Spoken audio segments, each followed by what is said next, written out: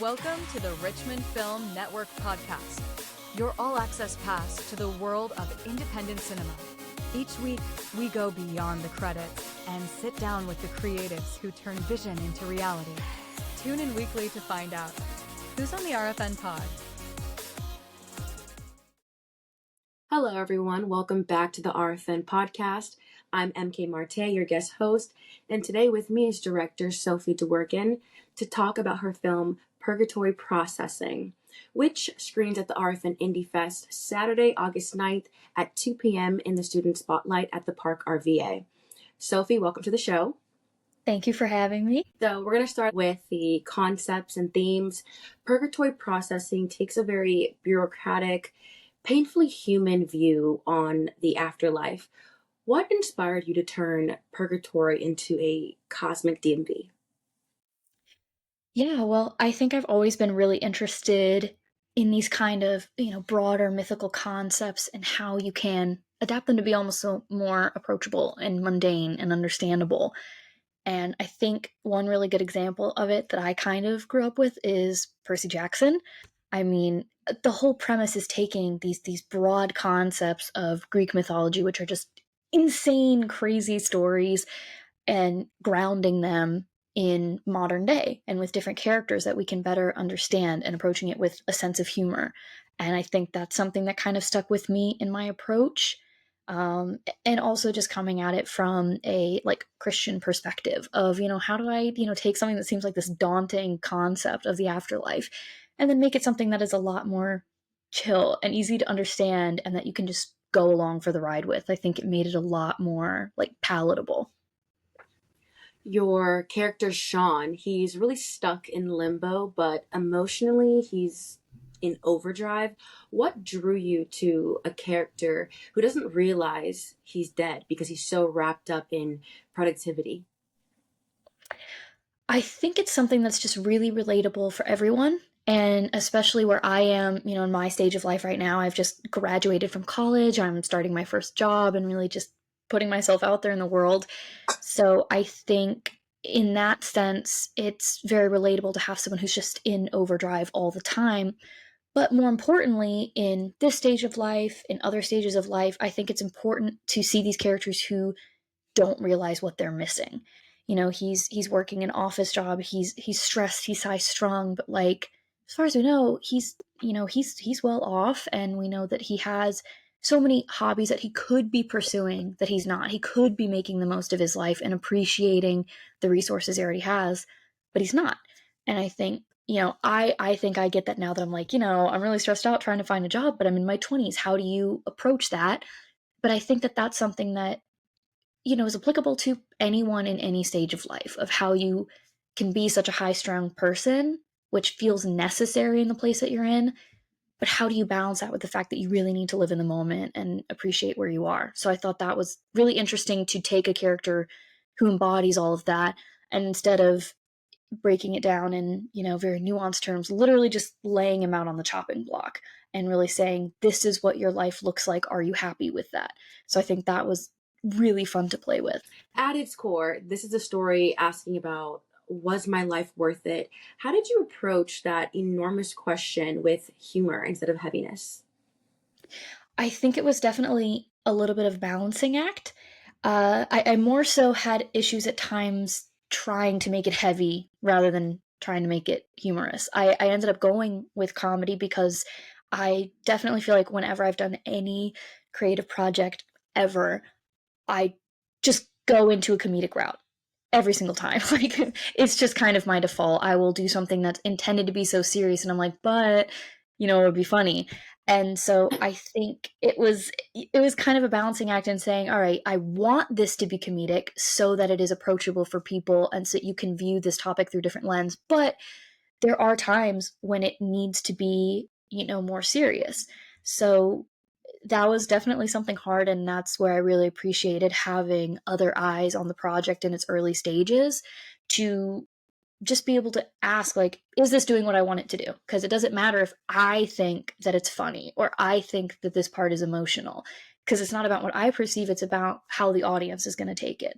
So that was a huge part of it, was just, trial and error of is this working? Is it not? And just figuring out, it was as simple as keep this line in, take that line out over and over and over again until we got to where we ended up. Getting a little bit more into world building and tone, the department of Purgatory Processing feels like a surreal mix of Kafka, The Good Place, and like a government waiting room. What went into building this oddly familiar yet eerie world? I had a lot of fun with it. I think anything that I'd ever done before was a lot of filming in like a parking lot or, just something that didn't really embody what I would have envisioned, but you use what you have. So for this one, I really wanted to make sure that I could create a world on paper, but also show it on screen. So a lot of it was just making this sense of uniformity that I think is really important to make it feel a little more like labyrinthian and monotone and feeling like the DMV or something. So we use these, big like styrofoam insulation panels that we could move them around. So like the waiting room and the offices and the hallways were all constructed with the same set of like 10 walls maybe. And so I was able to film these scenes like in my living room at home, or, if I need more space, some of the scenes like the waiting room were in the library so we could spread out a little more. And that was a really big part of it. And then there's all just the tiny decorating aspects that I had a lot of fun with. And it's all things that people will probably like never even notice. But the Do Not Be Afraid poster was a big concept early on. And as soon as I had that, I wanted to do more. So doing the healing circle and just little aspects like the time stamp on the bottom that tells you when the healing circle is just infinity to infinity. Like the concept of time isn't there anymore. And the You Are Here sign just being this infinite galaxy. And there's a lot of different other biblical references in some of the things, which was really fun to play with, which once again, no one will ever see, but I was happy knowing that they were there. Briefly, you can see when the secretary is kind of holding a magazine. Instead of the Rolling Stone, it's like the Rolled Stone with like the tomb and the stone rolled aside, like stupid stuff. That was really fun. And then I wanted to at least try doing halos in the scenes, but doing them practically. When we get to the end, our character Pearl, this is when we kind of, get to a point of it's not really like up for question anymore. It's like, okay, you're like really dead. You're really moving on. This isn't some weird thing going on in your head. Like that's an angel in front of you. But previously, with Gabriel, we've got the basketball hoop above his head. And then from the other angle, we have that circle of Post-it notes. In the waiting room, the character has the lamp behind her head. Just all of these things to give these subtle nods that people might pick up on, they might not. But I thought that was really important to kind of give this feeling of being in purgatory. Yeah, I love that you embedded little personal Easter eggs for yourself. That definitely is a nice touch. How did you use visual and sound design to give the Afterlife a specific tone, something between oppressive and absurd? Yeah, well, I know a lot with kind of just the visual design. I mean, like I said, a lot of it was just adding a bunch of different aspects to try to make it look a little more, nuanced and intricate, but trying to keep like my colors kind of all not just white. So it has that little bit of personality, but also, even when we're using color in the posters, it's kind of just like dull, washed out versions of those colors. So it's like there's kind of that hint of color and that hint of happiness, but you're not quite fully there. And I think with sound, I had a lot of fun with that, of just layering these different sound effects. Like, what does it sound like when he's being transported from one place to the other? And so using this kind of service bell ding that almost kind of sounds like an elevator dropping you off somewhere. And so reversing that sound and then playing it forward and adding these rumbles. So it was really interesting to play around visually and, with the sound of using these more fantastical concepts and aspects, but like creating that with very mundane tools. Like he's literally like teleporting from one place to the other, but when you see that, you're hearing like a sound that you could hear basically anywhere. So that was a lot of fun to work with, and trying to, make music for it that felt, humorous, but also grounded and very insane and broad, but also, you know, cueing into some of those like closer, smaller character and emotional aspects. It was, I mean, just like the comedy aspect of it, it was a lot of balancing, but I think it was really, really interesting to work with. So, with a budget of just $300, how did you approach production design and what else did the budget go towards? Honestly, like probably half the budget was just feeding everyone. Like that was most of it. Because I mean, the crew was pretty much just me, and then my actors would also, I'd be like, okay, you're not acting in this one, hold the boom pole. Like, I'm gonna direct, I'm also gonna do the camera. Sometimes I did the sound, but I'll pass it off to you this time. And so, but I'm really, really lucky to have very, very supportive friends and family. So, I mean, every single person in the credits is my friends or family, mostly family. And so it was very helpful to have all of that assistance and people who even like random props they were willing to provide and to be able to, you know, costume themselves. I'd say, this is what we're going for. This is the colors that we want. And they say, don't worry about it. They got it. But of course, comes at a cost. I had to make sure everybody was well fed. Also, that I was well fed. Like, I was already stressed out. I did not need to be angry at the same time. So that was a lot of it. And, you know, like I said, those walls that we made were another part. And since this was a school project, I was really lucky that the equipment was, you know, already free for me and accessible. So, you know, it wasn't that daunting to have to pay the rest of it out of pocket because I was already so lucky to have all these other resources available to me. But a large part of it was using my printing credits. I mean, all of the posters and the scripts and the shot lists and like, yeah, basically everything you see on the walls was printed in my school library using all of the color ink that they have in the printer, making them run out of paper. But I feel like it turned out okay. So I think I stretched the money as far as it would go. Sean is a complex character. He's cocky, driven, and also afraid. What was important to you about how he's portrayed in this space between death and acceptance? I think one thing that was important is that, you know, we're not always really sure how to feel about Sean. I think he Mhm. can be kind of this annoying character. I mean, he borderline is asking to speak to the manager multiple times, and you're just like, just go through the process, like relax, and he refuses.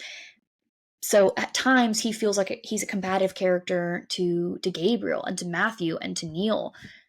But at the same time, as much as that might annoy us, at times we're in his shoes. We are going through this journey with him. So there's a certain level of relatability to him. Like we can understand why he's acting so annoyed and why he's kind of lashing out at times and why he's so high strung. But at the same time, it can kind of make us realize things about ourselves. Like, would we want to handle it this way? Is this how we would reflect on our own lives if we were in the same situation?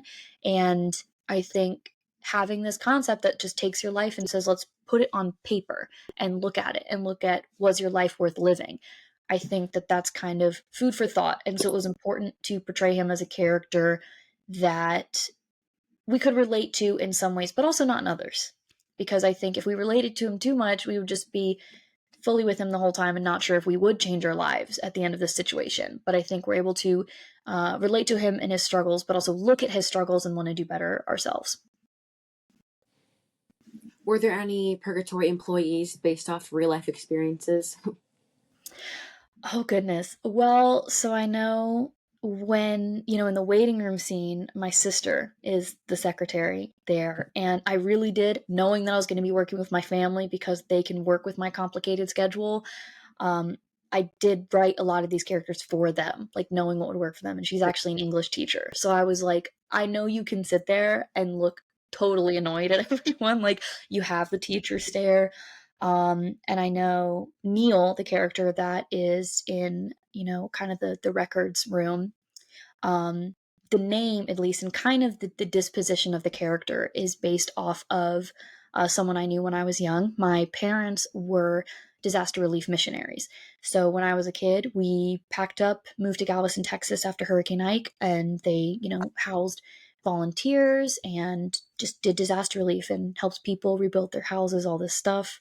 So when I was a kid, there were I was around more adults than I was kids my own age, and a lot of interns who basically lived with us and were family. But one of our interns, I guess his name was Neil, and he was just such a weird guy. He was great and he was family, but he was very quiet and he just did his own thing. And yeah, kind of when I wrote that scene, it was like, oh, I'm going to call him Neil because this kind of reminds me of Neil, and went in that direction. Um, and yeah, I think that was a big thing of kind of also all of these characters are, especially Gabriel, like based off of the people who help you when you don't want to be helped. I think I've encountered that a lot in my life, especially having, my family portray these people. I was like, yeah, there's been times in my life where like I don't know what I'm doing or I don't like what I'm doing. And I do kind of need this like come to Jesus conversation where you're like, let's actually look at what's going on. Is this what you want? Because you can change it at any time. So I think, yeah, as far as like DMV customer service experiences, not really. Usually, unfortunately, I am the one customer servicing. Like, I'm usually the one behind the counter. And I try not to sit there and glare at people, but understandable. Did you have to give much direction to your actors since they were family and, you kind of wrote your characters for them? Did you have to guide them find the right tone, especially for scenes that required, deadpan humor or dread? I mean, like you said, it was really helpful to have, my family and my friends portraying these characters because, I mean, one, they just understand me and my sense of humor, but I really was sharing this whole project with them from day one. So they had been, I mean, they heard about the original concept and they were there since the first draft of the script and the revisions and all of these other things. So not only did they just know me and what I was going for, but they knew, every little nook and cranny of the story since the very beginning. So that was very, very helpful. And my dad, who played Gabriel, was very involved in the script because we have a very, very similar sense of humor. So if I was ever like, I'm not sure that this line is really hitting how I want it to, like, immediately I would want to go ask him because I knew that he would probably have something better. So I think most of the direction came not really day of. I knew I was going to have a million other things going on, but we did a table read beforehand where I gave each of them different characters. Like I've listed 5 different characters for each of them. Like, this is the character that I want you to go for. And I think for Gabriel, the one that stuck out to me was like Al from the Quantum Leap show from back in the day, who's this character who can't remember the main character's name, but he's being put into these different worlds and these different people's lives, and he has no idea what's going on. And Al, who no one else can see, pops up, is super chill and relaxed, is not taking his worries seriously, and is just like, well, this is what's going on, and this is what I think you should do. And so stuff like that of just saying, this is what we're going for. Here's how I want you to do it. Think of these people, think of these motivations of these characters and their dispositions. And then, from there it was just, hey, a little bit more of this, a little bit less of that, really simple stuff because they approached it head on and were just really, really dedicated to making this work, which was awesome. How did your time at Holland University shape your voice as a filmmaker, and how did that voice emerge into Purgatory Processing? Well, Holland is not exactly the pinnacle of filmmaking. I mean, it's a very small women's college in Roanoke, but I knew going in that it was going to be an environment where I could really, really flourish. The community was just absolutely great, and it's a lot of fun. And because it is such a small program, we are given a lot of creative freedom. I mean, I never created a film that wasn't like written, directed, shot by me and only me. Like there was a lot of opportunity for group work if working with other people, but by working on a lot of these things by myself, I was able to try everything. Like I was able to write in a bunch of different styles and, trial and error with it and direct it myself and, be the cinematographer for myself, but also be the boom operator and also do the makeup and also like do all of these different things and really figure out what my niche was and what I liked and what worked and what didn't work. Because I would get freaked out knowing about other programs that were so group project based, which is so important to work with people in this industry. But I was like, when I'm just learning, I wanted that freedom to be able to just go at my own pace, go at my own speed, while still having opportunities to work with other people, but, still be able to do my own projects at my own pace and not be forced into groups that just would clash and not work. And that's where, I figured out that I really, really enjoyed the editing aspects of it, that I really, really enjoyed putting comedy into it, and learning all of these different softwares across classes. So I think Purgatory Processing really was a very satisfying culmination of everything that I feel like I learned about just skills, but also what my style is and what it could be if it wasn't just a $300 budget. So I mean, Holland, I feel like was just such a good environment to grow. And I'm really, really proud of where I came from, having never shot a thing like a day in my life before Holland's to now. So it was really, really cool. Yeah, getting the chance to explore independently makes the world of a difference. Was there a turning point in production where you thought, okay, this is actually working? Oh my goodness. I mean, I feel like in production, I never feel like it's working. Like I shoot everything and I'm like, well, all of that was terrible. None of it was usable. This sucks. What am I doing? Like I I relate to that am so hard. right. Yeah, like it's rough. I'm not really always a production person. I have fun doing it because I love the problem solving aspects of it and just the teamwork that's required. Like any of the, production days of my own or other people's that I've worked on, something's going to go wrong, but you also know you are going to find some absolutely insane way to fix it and it's going to turn out amazing. So it's kind of a love-hate relationship there, but I always feel the turning point is really with the editing, which I think is definitely very kind of across the board. A lot of people have that opinion because that's just when it starts to come together in a literal sense of piecing everything together. Um, but that's always kind of been my passion. Editing is where I flourish and where I really start to actually enjoy the process. And when I'm shooting, I'm just shooting from a perspective of editing and giving myself as much stuff as possible to work with. And, the script and what I actually shoot will probably match, but what the script and I shot versus the editing might not match because I feel like the story can get totally reconstructed there. So that was really the turning point, is once I could finally sit down and look at it while not having to worry about, the next shoot day and the next shot on the list. Just sit down and look at it and lay it all out and be like, oh, like that's okay, I actually did it. That's fine. Didn't miss anything. Checked every box. We're good. Yeah, whew, definitely. It's a relief. Yeah. How do you think being a freelance filmmaker has influenced your storytelling choices? Are you, drawn to projects that are more clever by necessity or are scrappy?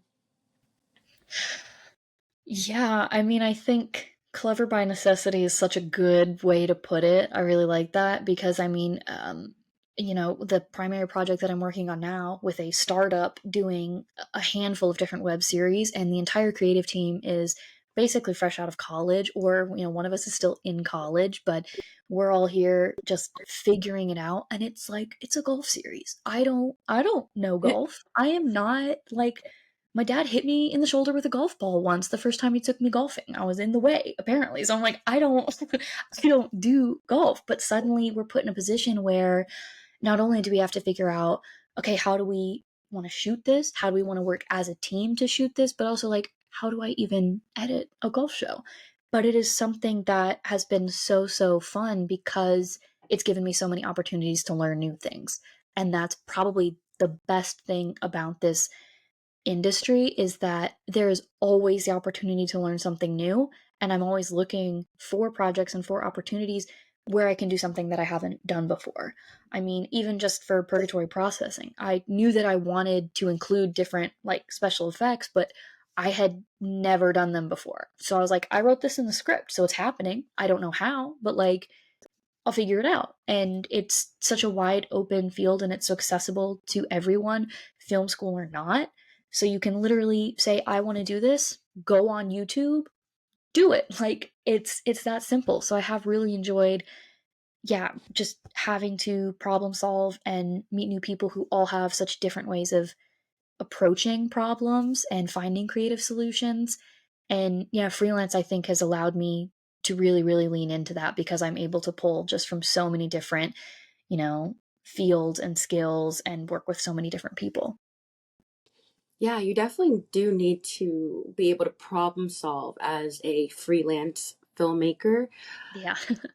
What technical or creative skills do you think that you gained during this film that you're excited to carry into your next project? I think the organizational skills, which I hated doing, which is why I had not done it before, but it definitely came in handy. I mean, all of my other projects were like half semester or less projects. Like we learn for a few weeks of, hey, here's what the, like animation class is about or our VFX class is about, all of these other things. And then they're like, cool, we've got, like 4 weeks left in the semester, go make a movie. Like it was very last minute. So I'm not planning very much. I'm writing a script that is so poorly formatted. The characters don't even have names until the day of. I loosely know what equipment I need, but sometimes I'm forgetting like the windshield for the microphone, like not very planned out. And the process for this one with the honors thesis class was that I actually got 2 semesters to make it, which was like quadruple the time that I'd ever had for anything. So we spent that entire first semester just in pre-production. So, pitching to the class, this is my idea, this is what I want to do, sharing with them the script as it was going, getting it to a place where I had a final draft. I was able to really, make a schedule and equipment lists and, send out all the information to all my people, make sure I was coordinating with my extras, like all of these things that I'd never had to do before. And it was a lot and it really stressed me out. But I think getting there day of and knowing that as stressful as the day was going to be, I'd already done a lot of legwork to kind of fall back on. So if I got to a point where I was overwhelmed and I didn't know what was going on, I could be like, hey, you typed out like this schedule 2 months ago. Go look at that and you'll be fine. So that is something that already in the other jobs that I'm working on, it's been so, so helpful to know how to organize myself and to communicate organization with others, how to organize like my Premiere timeline and files differently. A lot of that I've taken with me. So, yeah. The premier organization is a good one, and Yes. organization and self-discipline are definitely key. Also, why is it always the windscreen? I don't know why that Always. it's always the windscreen. I was filming I'm outside too on a windy day. That Yeah, audio, I just had to take the L on that one. yeah. How does it feel to be premiering in your hometown at the RFN Indie Fest in a block specifically designed to showcase emerging filmmakers like yourself? It feels really, really awesome. I am super excited.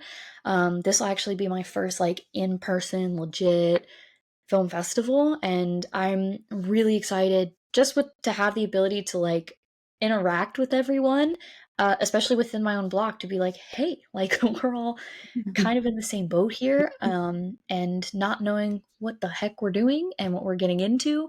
So that's really exciting. And I think kind of my priority right now has been just trying to kind of infuse myself in the Richmond film scene a little more. So I think this is going to be a really, really awesome opportunity.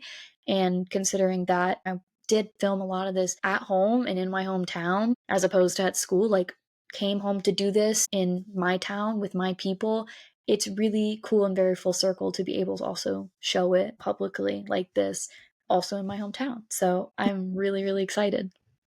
Yeah, you're representing Richmond, and there's going to be Hope plenty so. of people who are just like you, looking for the same thing. What are you most excited or nervous about for watching the film? What are you most excited or nervous about for watching the film with a Richmond audience? I get like stage fright about this kind of stuff. All I have to do is sit there. I'm not even the one like pressing play on this. I just have to sit there and I feel like I'm going to barf. I get very very stressed out about it. So as excited as I am insanely nervous. But I think it's going to be a really good and beneficial experience. And eventually, I think I'll stop feeling so nervous about showing things, but especially because it does mean so much to be showing it to an audience kind of like my community and my peers. I think it's really awesome, but also feeling the pressure a little bit. Have you had any reactions so far from early viewers that surprised you? I think when I'd first showed it at my school showing, I wasn't really sure if like all of the jokes would land, but that's part of why I do really enjoy doing comedy because, when I'm screening my stuff, I like to go sit, way in the back so I can just kind of watch from behind and see everybody's body language and reactions. And it is so much easier to do that when it's comedy because if it's funny, they'll laugh. Like it's pretty straightforward with that. If something's, emotional, people react to emotions in movies totally differently. But with comedy, like you'll know if it's working, if it's good, someone will Yep. laugh. So I think I was very nervous about what jokes would land though, because a goal here was to make, some of these more broad and even like religious concepts a lot more approachable and enjoyable for people who aren't religious or aren't Christian. But I included some of these jokes in there that are just like so stupid. I mean, there's like that brief little like water to wine joke that is not supposed to be good. But I was like, it's supposed to be cheesy. Or are people just going to think that's really cheesy? They're not going to, I don't know. But there was just, the line about the Lazarus clause, all this stuff that I'm not on a very religious campus. But my goal really was I want this to be just funny and approachable to everyone. It shouldn't matter. I find it funny, but that's not important. And I think I was really, really surprised that like everyone got it and people were laughing at stuff that I didn't even expect to get laughs on, that I was like, that's going to go over people's heads. It's not going to work. I was really, really pleasantly surprised that, everything that I wanted to land did and then some. So that was really, really cool. And it was really awesome. I was TAing at the time. And some of the freshman students came up and just really, really gushed about it and how cool they thought it was. And that, when they were seniors, they wanted to be able to do something that they thought was as good. And that was really cool to me because I remember when I was a freshman going to a thesis showing and being blown away by like that one film in particular and trying to live up to that. So it was some really, really like just heartwarming reactions that I really enjoyed.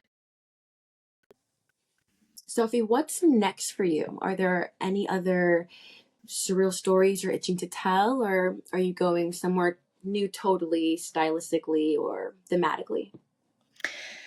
Don't even know. I mean, right now I've been focusing on, getting out of college, making adult money. But I have lots of different things that I want to do. I did mention how when I was growing up, I was a missionary kid. My parents were doing disaster relief. And something that's been on my radar for a while is I would love to be able to make a documentary about that time and about that ministry, and be able to travel and talk to the different interns who knew me when I was like 6 years old and, hear their stories now that I'm not like a child anymore. Um, because I also think that goes down that same vein of taking these stories that, it was a Christian ministry, but they had people from all over and all walks of life, and it was so approachable for everyone. And I'd love to be able to communicate that story in a way that is just approachable, just as approachable on screen. But I also know that, that's like a big up there project to be able to like afford to go see these people that I knew so long ago. But I also know I've got like a notes app on my phone of just like a bunch of different short Yeah. little ideas that I can, anything that I'm like, oh, this would be fun to do. And it would teach me how to do this that I don't already know how to do. So lots of stuff. Whenever I can like squeeze that in between some of the other work I'm doing, I will. Yeah, I can't wait to see what you end up exploring. Thank you so much for joining me on the podcast today and taking us behind the scenes of Purgatory Processing. Before we wrap, can you please let our viewers know where they can find out more about you, your upcoming work, and the film Purgatory Processing? Yeah, absolutely. On Instagram, I'm posting all the progress of Purgatory Processing and any other film projects I work on. So that is just Sophie DeWorken Films on Instagram. All of my films are posted on YouTube under It's Just Loaf. And anything else that I might be forgetting about will be attached to one of those. But I'll probably end up be posting about this soon, and definitely it showing with the Indie Fest. So I'm very excited. Yeah, and we hope to see everyone at the premiere, Purgatory Processing, at the RFN Indie Fest August 9th. That is all for today, folks. We will catch you next time. Bye. That's a wrap for this episode of the Richmond Film Network podcast. Thanks to our guest and to you, our listeners, for tuning in. Don't forget to subscribe, comment, and share. Tune in next week to see who's on the RFN pod. Until then, keep the cameras rolling.